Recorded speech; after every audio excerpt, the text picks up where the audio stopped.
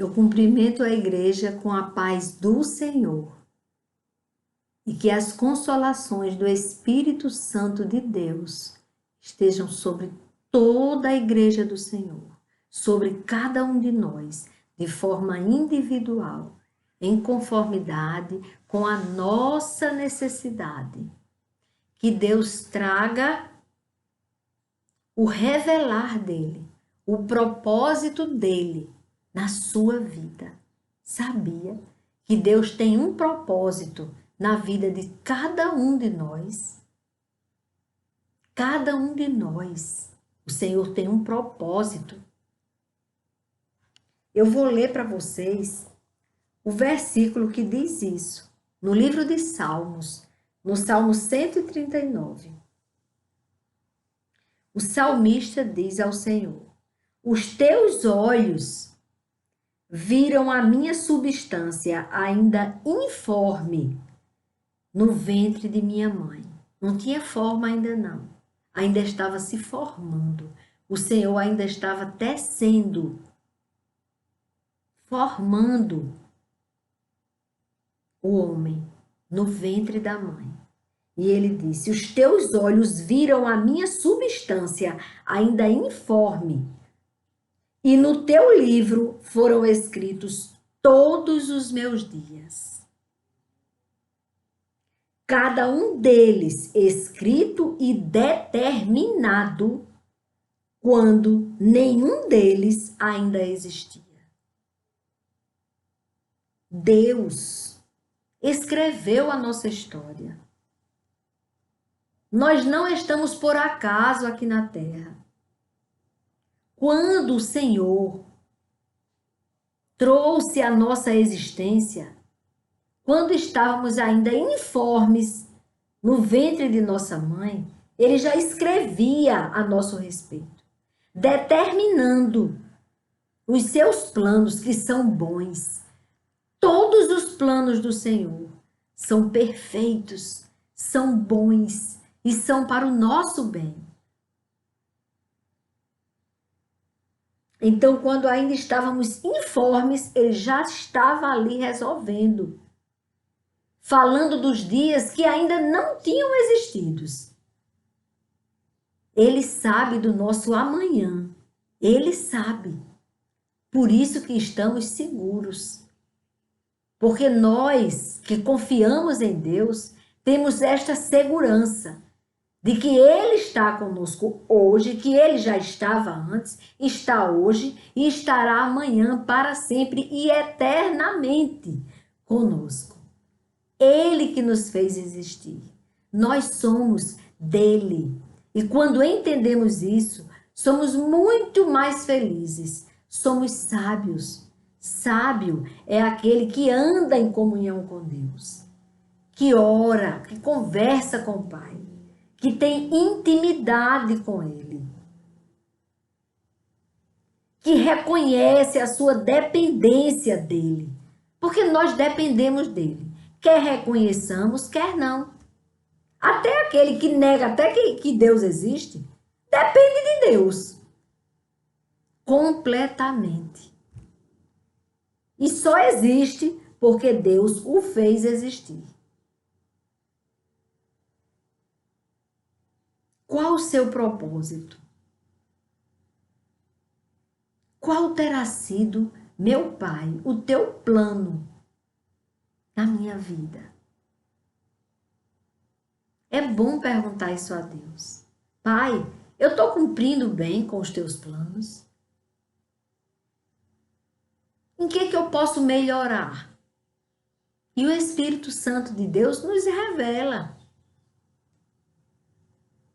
E vejam bem, irmãos, na segunda carta de Paulo a Timóteo, no capítulo 3, eu vou ler 2 versículos do 3 e vou ler o capítulo 4, do versículo 1 ao 8. Veja que interessante. Paulo disse: toda a escritura é inspirada por Deus e útil para o ensino, para a repreensão, feliz daquele que é repreendido por Deus, É porque Deus não desistiu dele. Por isso que ele está sendo repreendido por Deus, organizado, se reorganizando para continuar na graça, debaixo da proteção dele, fazendo a vontade dele.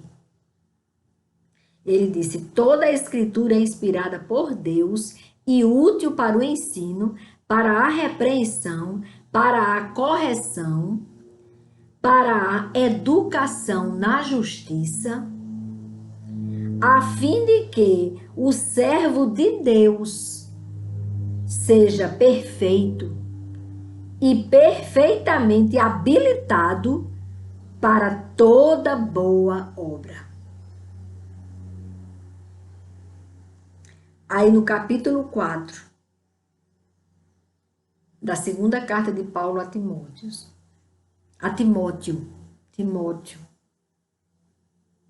que ele tinha como filho, cuidava de Timóteo.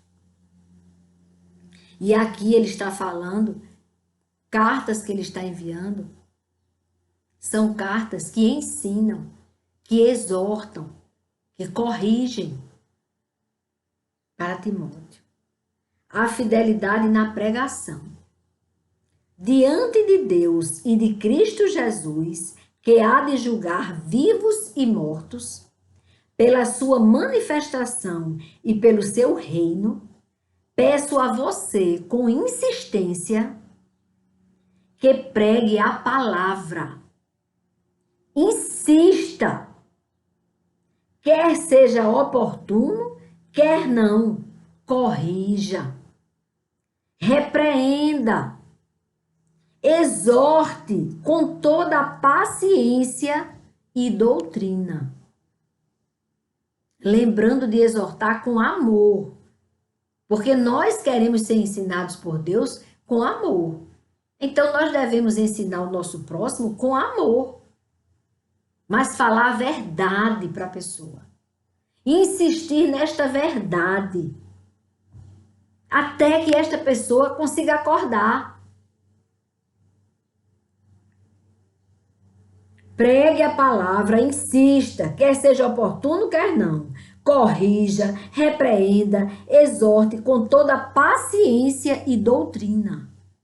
Dentro da palavra. É isso que ele quer dizer, sem sair da palavra.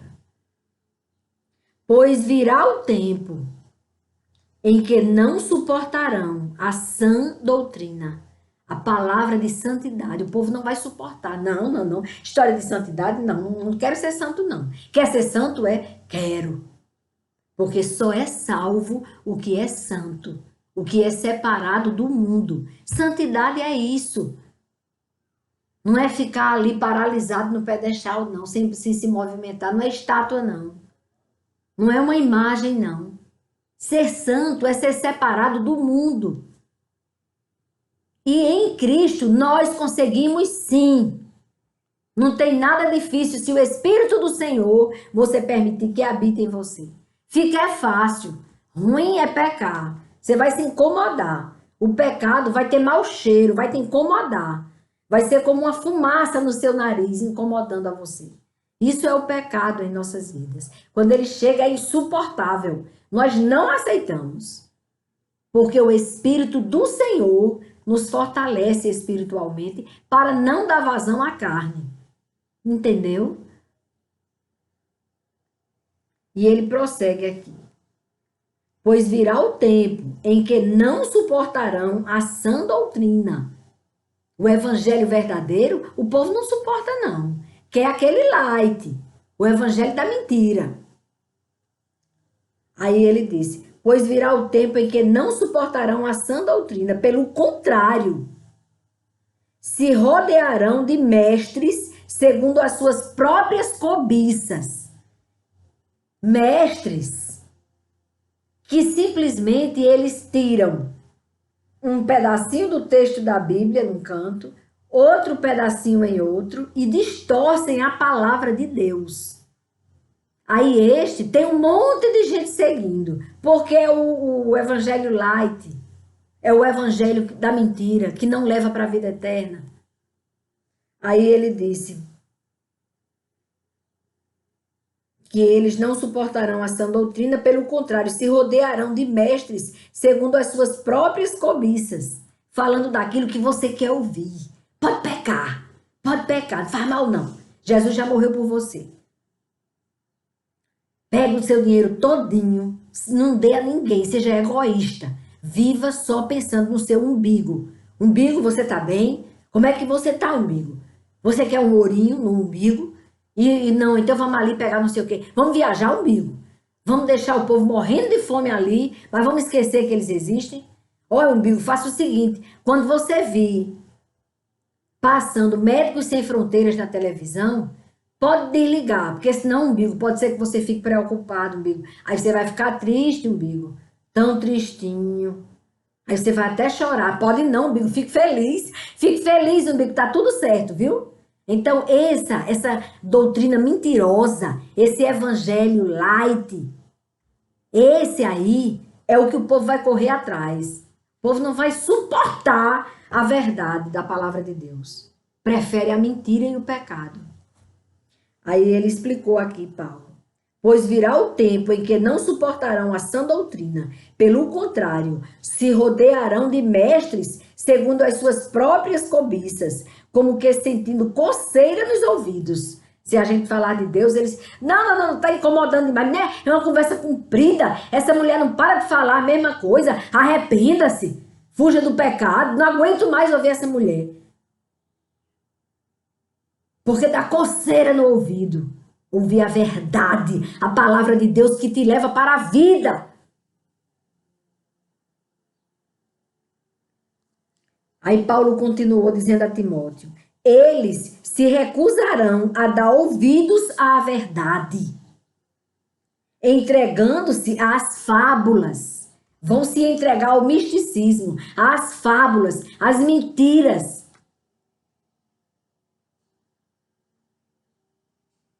A porta larga que leva para o inferno. Eles se recusarão a dar ouvidos à verdade, entregando-se às fábulas. Mas você que crê em Deus, você que prefere a verdade e a vida, você que não sai do caminho que está te conduzindo para a vida, você. Assim como ele falou para Timóteo, eu falo hoje para você e para mim. Deus está falando para nós. Mas você seja sóbrio em todas as coisas. Suporte as aflições.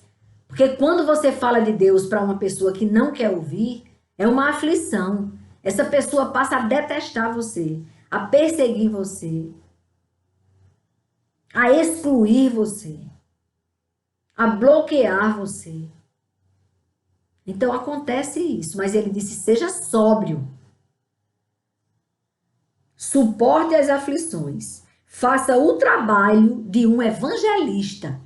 Fale o evangelho, a verdade, a palavra de Deus. É a nossa missão. Ir ao mundo e pregar o evangelho a toda criatura. E você hoje pode fazer isso dentro de casa, com a porta do seu quarto fechada.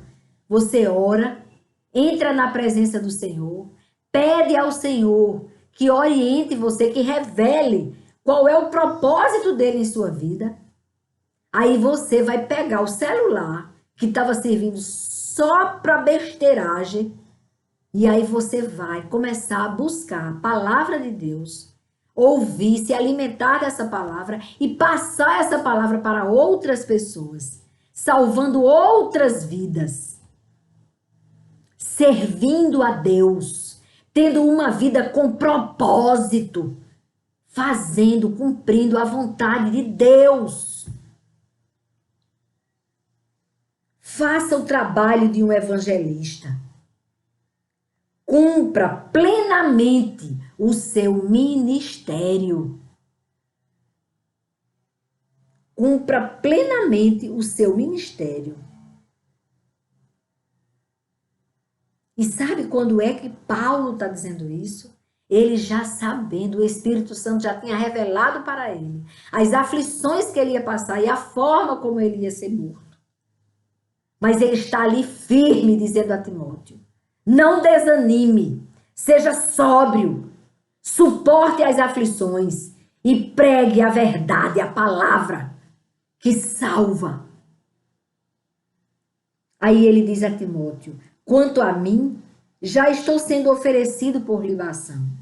Ele já sabia que a sentença dele estava certa, estava segura quando ele chegasse lá. Já estou sendo oferecido por libação. E o tempo da minha partida chegou. Ele está sabendo que vai viajar. A partida dele, o tempo da partida dele aqui na terra já está chegando, ele diz. Porque Deus já tinha revelado para ele que ele ia viajar. Ele ia voltar para casa. Lá é o nosso lugar. Lá é a nossa casa. E aí Paulo explica para Timóteo: quanto a mim, já estou sendo oferecido por libação e o tempo da minha partida chegou. Aí Paulo diz: combati o bom combate. Ou seja, lutei. Estou todo lapiado, cheio de marcas. Mas eu preguei a palavra da verdade. Combati o bom combate. Completei a carreira. Porque ele pensou, quando o Senhor disse para ele: vamos voltar para casa, meu filho. Aí ele entendeu que tinha completado a carreira dele. Cumpri a minha missão, a carreira, o propósito de Deus na minha vida. Foi cumprido. Completei a carreira e guardei a fé. Guardei a fé. É isto que nós precisamos fazer. Manter guardada a nossa fé. Como? Conhecendo a palavra de Deus. Conhecendo essa palavra, você vai conhecer a pessoa do grande eu sou. E a pessoa do Filho do grande eu sou. O Cordeiro Santo, que está vivo. Ele foi morto, mas ele está vivo à direita do Pai, intercedendo por nós. Intercedendo por nós. Vivíssimo.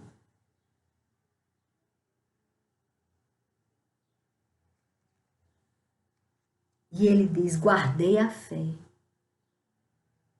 E essa fé, ela é firmada num relacionamento. Como que você pode acreditar em alguém que você não conhece e não se relaciona com este alguém? É claro que você não vai confiar nessa pessoa. Pois saiba que através do Espírito Santo de Deus que habita aqui na terra e dentro de cada um de nós, ele conversa conosco. E ele é quem revela qual é a vontade do Pai na sua e na minha vida. Qual o propósito do Pai na sua e na minha vida. Guardei a fé. Desde agora me está guardada a coroa da justiça. Ele já sabia o que esperava por ele. Não só a dor da morte, mas a alegria da vida eterna. A coroa da justiça. Oh, aleluia, glória a Deus. Esta é a nossa esperança. Desde agora me está guardada a coroa da justiça, que o Senhor, o reto juiz, me dará naquele dia. E não somente a mim, Paulo disse, mas também a todos os que amam a sua vinda. Ou seja, você e eu, nós estamos nesse todos que amam a vinda de Cristo. A vinda de Cristo vai ser um dia para aquele que o ama, o dia mais feliz daquele que o ama.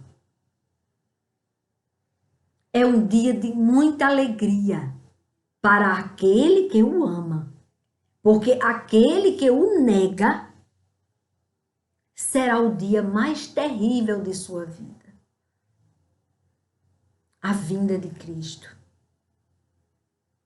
Então receba do Senhor o óleo do Espírito Santo, para que você faça parte do povo de Deus. Olha que Paulo, ele diz aqui: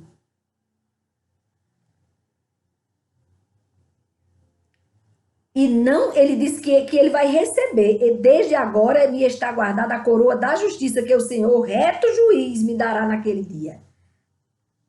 E não somente a mim, ou seja, não somente eu receberei a glória do Pai, a coroa da justiça, mas também a todos os que amam a sua vinda. Paulo, ele sabia tanto o que estava preparado para ele. Ele sabia tanto que ele fala no livro de Atos, no capítulo 20 de Atos, ele fala, eu vou ler dois versículos para vocês, só 2 versículos. O 21 e aí eu pulo para o 24. Porque eu achei tão importante, testemunhando tanto a judeus como a gregos, o quê? O arrependimento. Olha, eu batendo na mesma tecla. É porque o evangelho genuíno, a palavra de Deus, nos chama para o arrependimento de pecados. Temos que abandonar o pecado para conquistarmos a herança da vida eterna. Temos que pegar essa cruz, que é a cruz de abandonar o pecado. Porque o pecado é muito enfeitado. Dá um trabalho maior do mundo para a pessoa se livrar dele. Tem que olhar para Cristo para poder você, quando olhar para o pecado, você se assombrar com ele. Mas enquanto você não estiver tendo a visão espiritual, o pecado é bonitinho demais. Tão bonitinho. Mas leva para a morte. Não esqueça não, viu? E aí Paulo não, no livro de Atos, no capítulo 21, Paulo embarca em Ações e vai para Mileto. E diz, testemunhando tanto a judeus como a gregos, o arrependimento para com Deus. Para você ter uma reconciliação com Deus, precisa se arrepender do velho homem e das velhas práticas que levava para a morte. E a fé em nosso Senhor Jesus Cristo. Se você ficar firmado nele, você vai ter força de abandonar o pecado, você vai ter nojo do pecado e, consequentemente, vai se arrepender dele, e você vai ser livre para receber a sua herança da vida eterna. Agora eu vou para o versículo 24. Porém, em nada considero esta vida preciosa para mim mesmo, desde que eu complete a minha carreira. Eu quero é completar a minha carreira. Eu quero é cumprir com o propósito de Deus na minha vida. É isso que Paulo está dizendo. E o mistério que recebi do Senhor Jesus para testemunhar o evangelho da graça de Deus. Porque Paulo testemunhou até o fim. Que ele viu a glória de Deus manifesta na estrada de Damasco, onde ele ia perseguir os cristãos. Em defesa de Deus. Olha a mentalidade quando a pessoa fica bitolado a uma coisa e não olha, não tem uma visão espiritual. Na visão do mundo, ele achava que estava fazendo um favor muito grande. Deus estava precisando de um favor muito grande de Saulo. Era matar, perseguir, prender e deixar que fosse executado, porque as prisões eram para a morte. Ninguém era preso para ficar preso, não, como hoje em dia o cumprimento da pena é a prisão. Não, naquele tempo a prisão era para garantir o cumprimento da pena, que era a morte.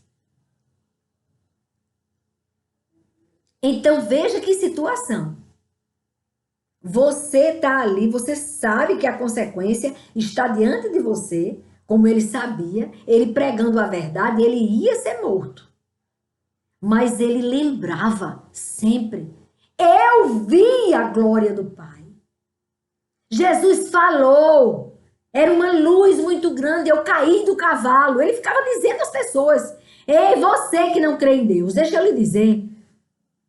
Ele chegava para os gregos, lá na Grécia, que adoravam um monte de deuses e não tinha nenhum Deus para eles.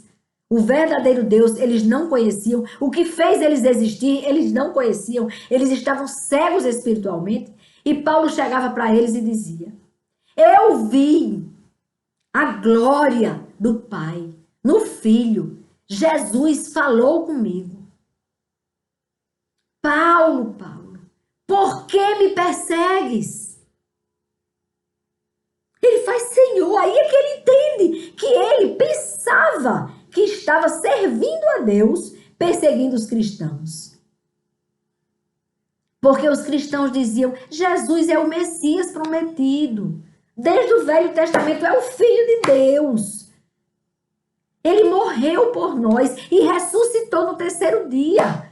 Deixa eu dar uma boa nova para vocês. A partir de agora, se vocês se arrependerem dos seus pecados e não voltarem a cometê-los, vocês terão a vida eterna, porque ele já pagou o preço da herança da vida eterna para você. Arrependa-se. E Paulo ficou dizendo isso até ele pregava. Quando prendiam ele pregava para os soldados. Olhe que numa situação de prisão de Paulo e Silas, o carcereiro foi salvo. E eu creio, irmãos, apesar de não constar na palavra, que alguns ou todos daqueles que estavam presos, que estavam ali no cárcere, também conheceram a verdade. Porque eles ouviram. Eles cantavam. Paulo e Silas chegou cantando. Ficou cantando na prisão, amarrados com as correntes e cantando, glorificando a Deus. E enquanto eles cantavam, Deus fez um terremoto acontecer ali para quebrar as cadeias. E todos que estavam presos, não só Paulo e Silas, todos ficaram livres. Livres. Mas todos eles ficaram ali. Não saíram da prisão para não comprometer a vida do carcereiro. E o carcereiro, quando viu que estava tudo aberto, pensou: pronto, fugiu todo mundo. Já foi tentar suicídio. E Paulo grita para ele: não faça nada contra você, porque todos nós estamos aqui. Ou seja, você não vai responder por nada, porque ninguém fugiu. Por isso que aquele carcereiro se converteu, toda a família dele se converteu. Tem na Bíblia Sagrada que o carcereiro e toda a família dele se converteu. Entendeu que Jesus é o Messias. É o Filho de Deus que veio nos salvar. E eu creio que aqueles presos, eles só não fugiram porque eles entenderam o poder de Deus, que deu liberdade. Deus liberta o homem da prisão espiritual, que é a pior de todas as prisões. Então Paulo, ele sempre testemunhava o evangelho da graça de Deus, porque foi de graça que ele nos deu o Filho, para pagar o preço dos nossos pecados. Agora sim, nós podemos nos arrepender. Porque o Espírito Santo de Deus veio para a terra. Quando Jesus partiu, voltou para o Pai, para a glória do Pai, e disse que ia voltar. Ele vai voltar. E Jesus vai voltar. E não tarda. Por isso que o Senhor está levantando homens para pregar o arrependimento de pecados. Porque este dia é um dia grandioso, glorioso para os cristãos e terrível para aqueles que o negam.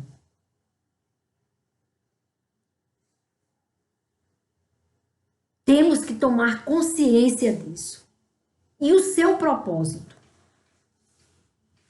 É de servir a Deus? É de obedecer ao propósito de Deus? É cumprir com a vontade do Pai? Só tem um propósito que pode levar você para a vida. É você se voltar para a vida. Sou redundante, né? Mas é porque Ele é a vida. Vida só nele. Quer ter uma vida de verdade, com propósito? Busque a Ele.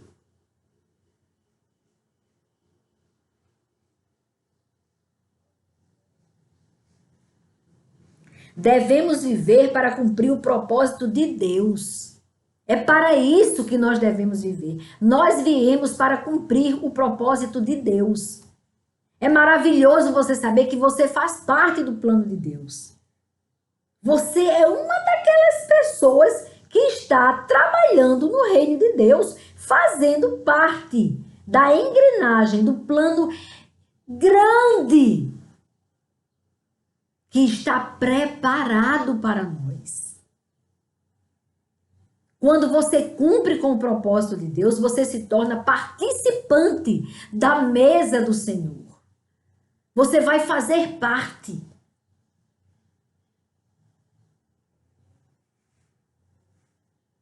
Deus nos concedeu o privilégio de participarmos do plano dele, o plano maior. Assim, devemos cumprir o propósito do nosso Pai amado.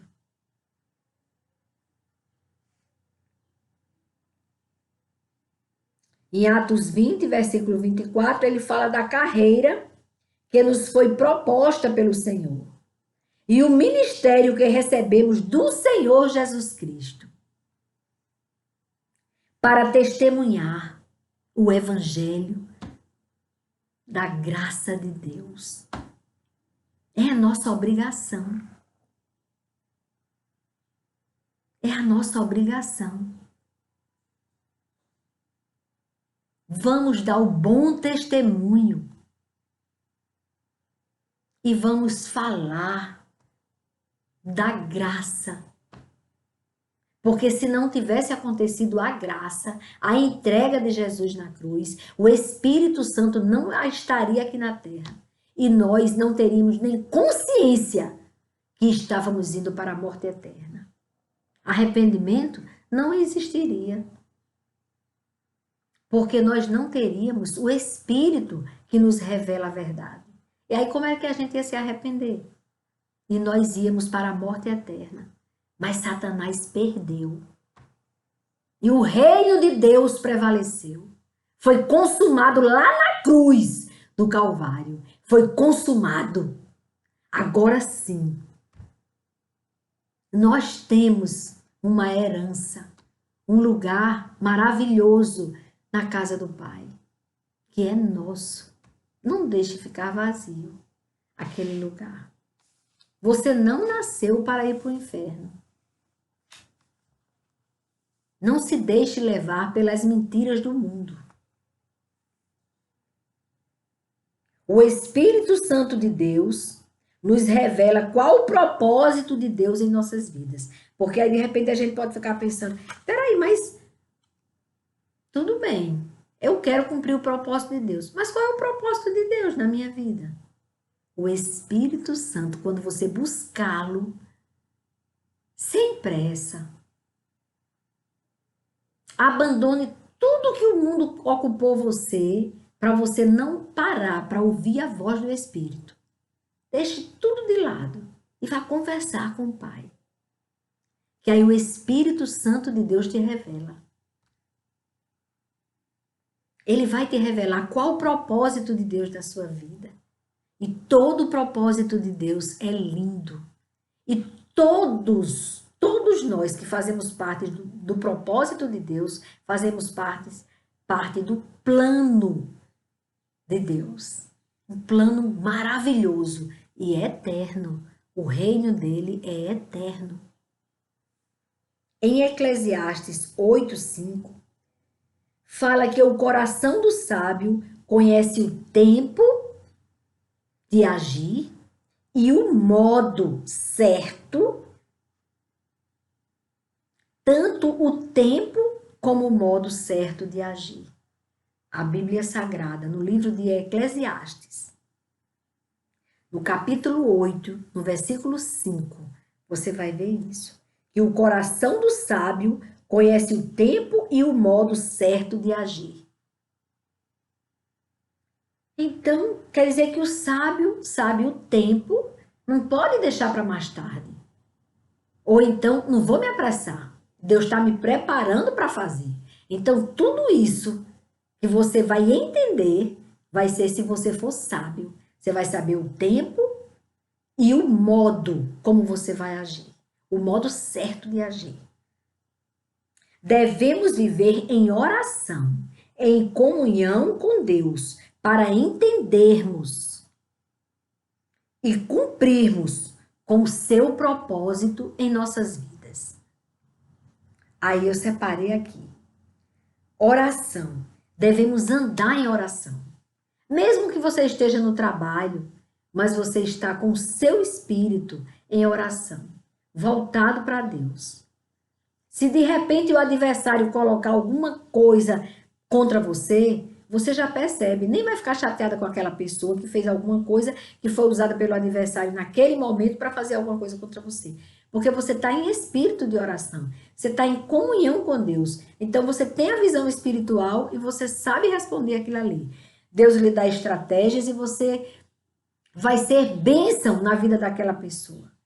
Entendendo que aquela pessoa é vítima de Satanás e não seu inimigo. Nós não devemos lutar contra sangue nem carne, mas contra as potestades do mal. Esse nós devemos lutar contra ele. E aí ele disse aqui: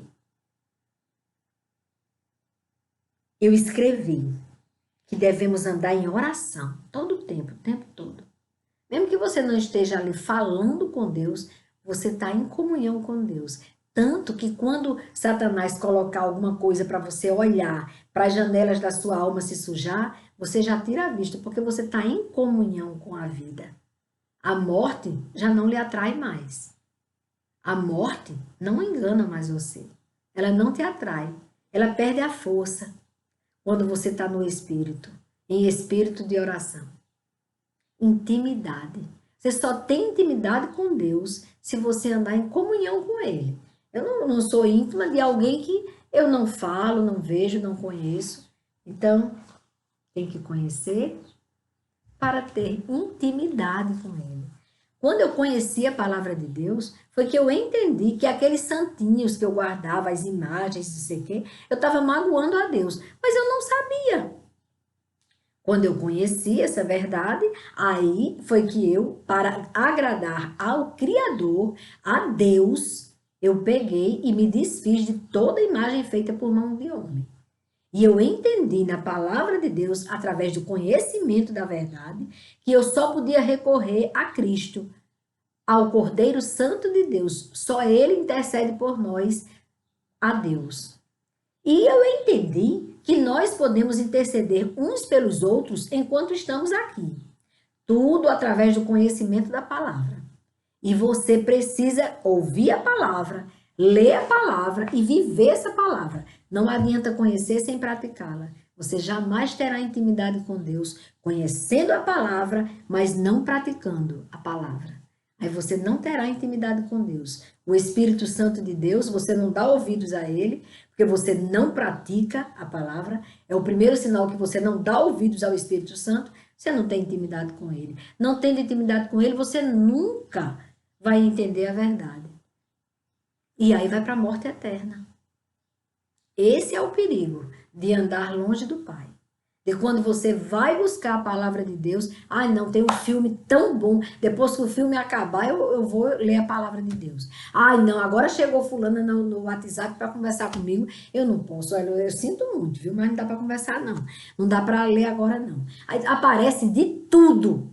Agora, se você priorizar a palavra de Deus, aí você vai dizer para o filme, puf, desliga, vai dizer para a pessoa que vai conversar com você, eu vou orar agora. Depois que eu orar, eu te ligo. Você vai priorizar aquele que te fez existir. Eu não estou pedindo para você priorizar essa caneta, não. Estou pedindo para você priorizar o autor de sua e da minha vida. Priorize ele, que você vai conhecer qual é o propósito dele e você está aí, vivo, existindo. Tem um propósito de Deus. E a terceira coisa é você reconhecer a sua dependência de Deus.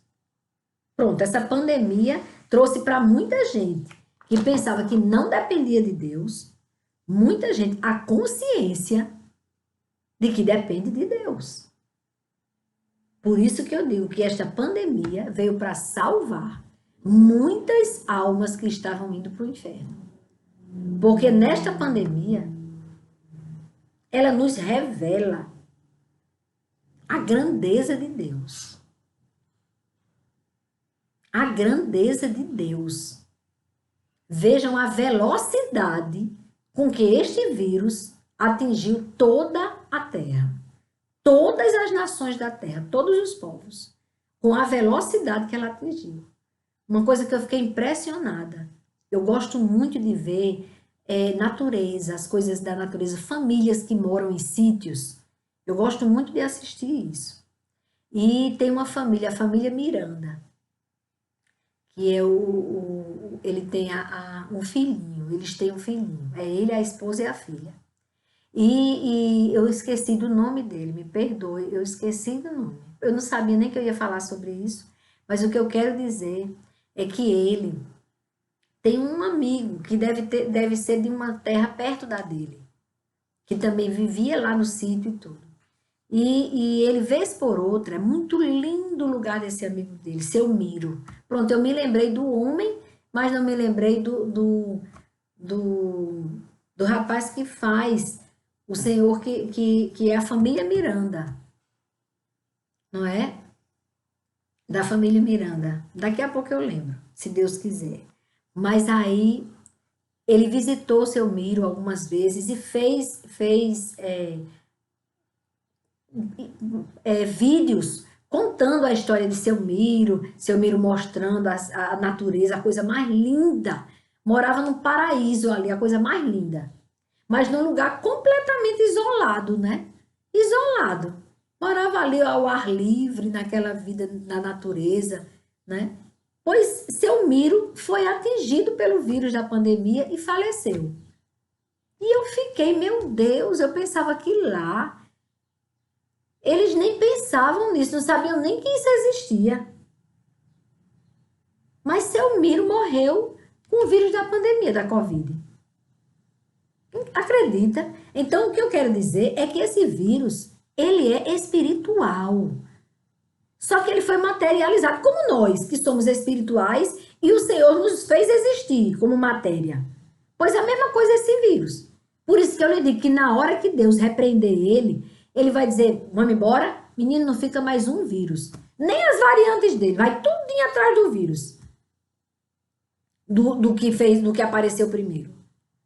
Porque eles estão debaixo da potente mão de Deus. Este vírus não veio para outra coisa a não ser nos despertar do sono que o bicho tinha colocado a gente, no sono do mundo, enganando a gente.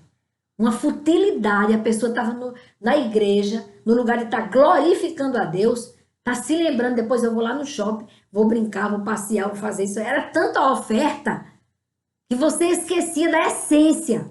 A própria igreja estava morna. E o morno, o Senhor disse, ele vomita. Então, para não vomitar, foi preciso passar por esse estreito da pandemia para a gente acordar. Foi só por isso.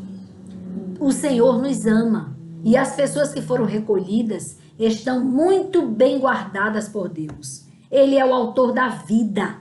Ele é quem decide até quando que nós estamos aqui. Mas esse vírus é uma prova de dizer, ei, eu existo. E se você não tiver consciência que eu existo, você vai deixar de existir. Você vai optar pela morte, porque é mais larga a porta. E eu não quero que você morra. Ele não quer. Imagine, ele nos fez existir. Ele nos ama e ele compara que se uma mãe que amamenta não esquece do seu filho, quanto mais ele. Ou seja, ele nos ama mais do que aquela mãe que está ali amamentando. É o amor que Deus tem por nós. Então, nós dependemos de um pai que nos ama. Dependemos sim. Na hora que ele disser, vamos voltar para casa, não tem para onde correr. Volta mesmo. E ninguém vai antes também não. Tem gente que fica tentando fazer com que muita gente vá antes para poder ganhar dinheiro com cada resultado de morte de Covid. Mas só vai quem Deus quer. Por isso que uns ficam admirados. Como é que pode aquele senhor de 110 anos se recuperou da Covid? Rapaz, como é que pode isso? Pode, porque este vírus, ele é um vírus enviado por Deus para nos salvar. Não é para maldizer do vírus, não. É para maldizer do nosso pecado. É nos arrependermos, isso sim, que aí esse vírus vai embora. Porque o propósito dele é de nos salvar. Uma vez salvos, uma vez acordados, uma vez entendendo que dependemos de Deus, que precisamos andar com Deus, que precisamos abandonar o pecado. Uma vez isso acontecendo, seremos sarados. A terra será sarada por Deus. A Bíblia diz, ele abre a ferida, ele trata e depois ele cicatriza a ferida, fecha, fica tudo direitinho. Mas às vezes nós precisamos que ele abra a ferida, sabe por quê? Que ele tem que abrir, porque dentro de nós tem algo que está nos levando para a morte eterna. E ele quer extrair esse mal de nós, por amor. Dói nele também. A nossa dor dói no Pai. Mas ele está sofrendo por nós, para nos salvar. Então vamos agir. Vamos nos apressar para saber qual o propósito de Deus em nossas vidas. Vamos andar em obediência. Vamos abandonar de uma vez por todas a vida de pecado. E vamos buscar andar segundo a vontade de Deus, em santidade. Essa palavra que ele explicou aqui para Timóteo, que o povo não suporta, mas é a verdade.